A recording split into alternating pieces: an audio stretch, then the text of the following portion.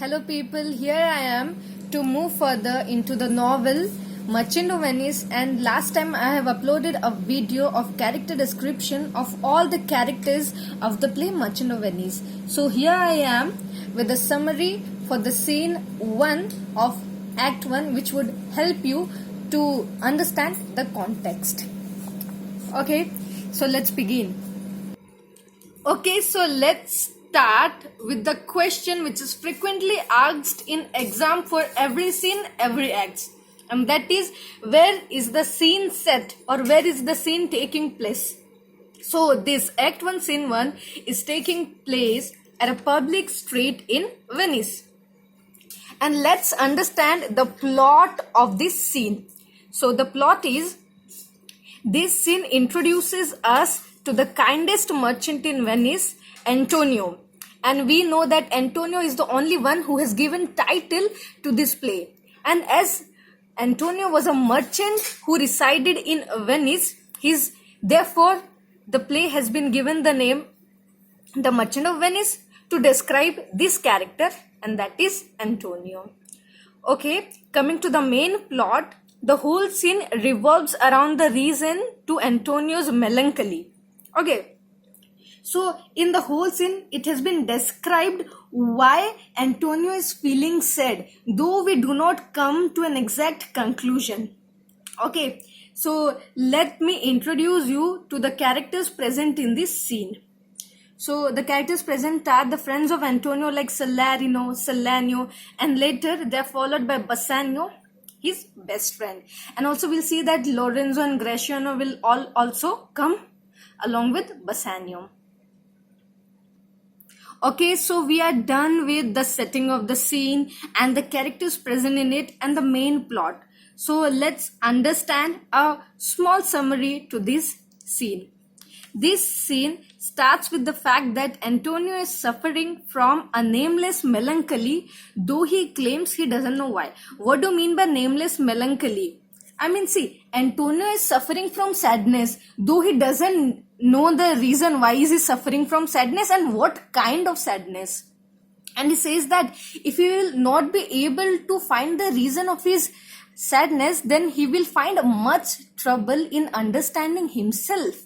So what do we draw from this? We draw that Antonio is very much sad, though he doesn't know why.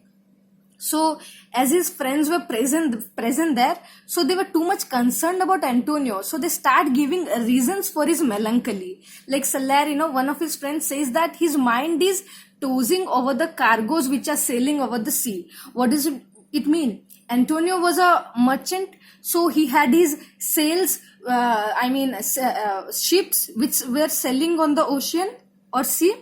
So he thought that just because his cargoes are sailing over the ocean or sea, that is why on thinking about the unfortunes to the ships which could spoil his ship, Antonio is sad thinking over it or pondering over it.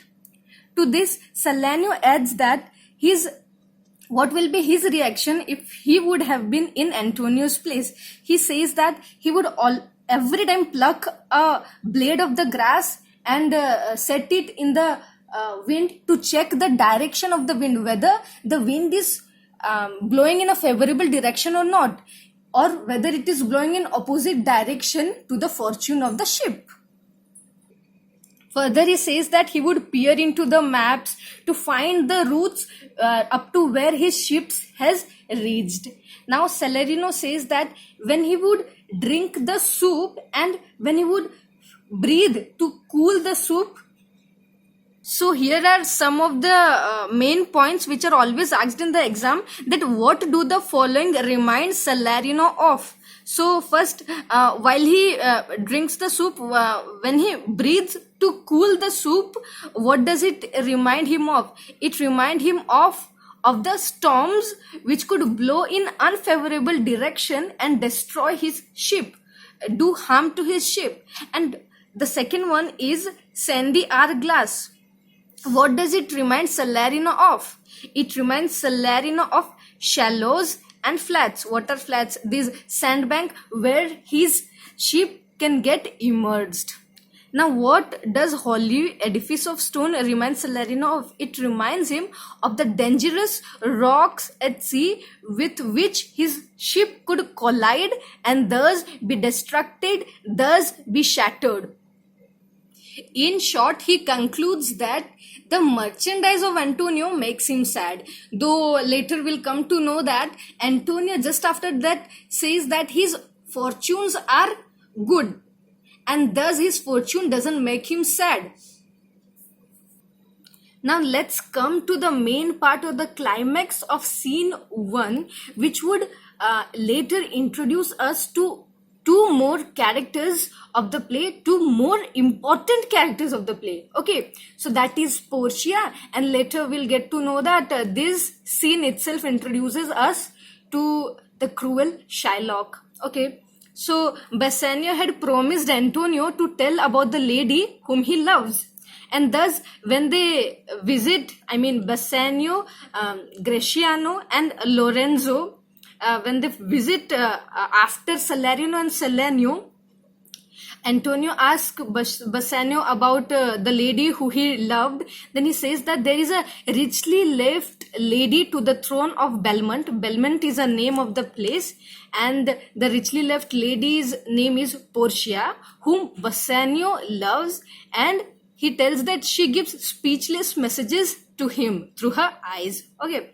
So he also compares this Portia with the Portia of Julius Caesar. What is Julius Caesar? Julius Caesar is another famous novel of William Shakespeare, and we have a character there of Portia who is Cato's daughter and Brutus' wife.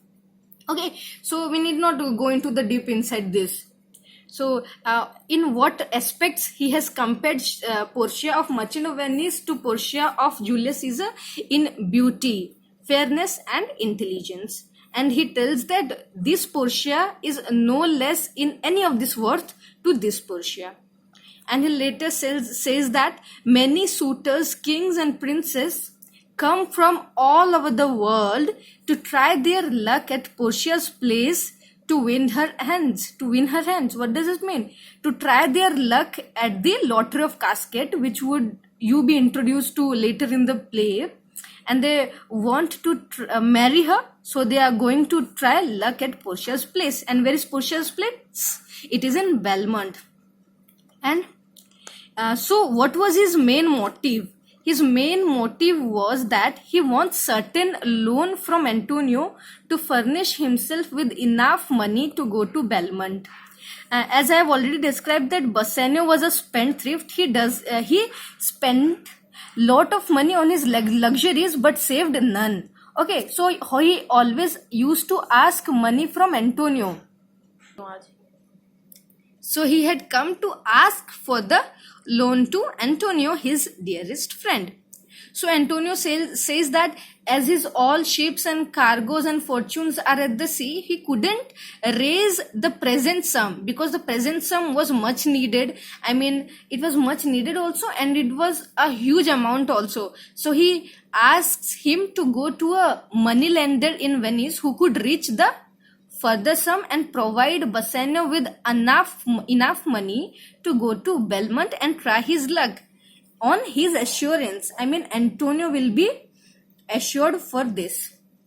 And this moneylender will later come to know is Shylock, the villain of the play, who would do everything to take out the revenge from Antonio because he was humiliated by him. We'll later come to know about all these.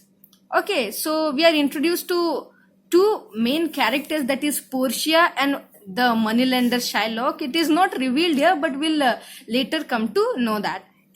Okay, so that was it for Act 1, Scene 1. Hope you like it, and if any suggestions, you all can suggest me in the comment box. Thank you.